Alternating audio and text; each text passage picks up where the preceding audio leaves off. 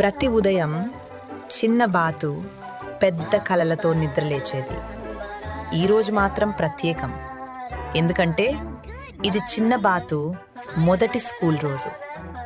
తన చిన్న school bag వేసుకుని అద్దంలో తనను చూసుకుని చాలా గర్వంగా అనిపించింది. చిన్న చిన్న అడుగులతో, కొంచెం భయంగా, కానీ ఎంతో ఉత్సాహంగా స్కూల్కి నడుచుకుంటూ వెళ్ళింది. అక్కడ అన్నీ చాలా పెద్దగా కనిపించాయి. స్కూల్, క్లాస్ రూమ్, డెస్క్ కూడా చాలా పెద్దగా అనిపించింది. చిన్న బాతు మెల్లగా కూర్చుంది. తన నోట్బుక్ తెరిచింది. రాయడానికి ప్రయత్నించింది. అయ్యో, దాని చిన్న పెన్సిల్ జారిపడిపోయింది. పెన్సిల్ కింద పడగానే అందరూ దానివైపు చూశారు. ఒక్క చిన్న క్షణం చిన్న బాతుకి చాలా భయమేసింది. కానీ వెంటనే క్లాస్ మొత్తం నవ్వింది. టీచర్ నవ్వింది.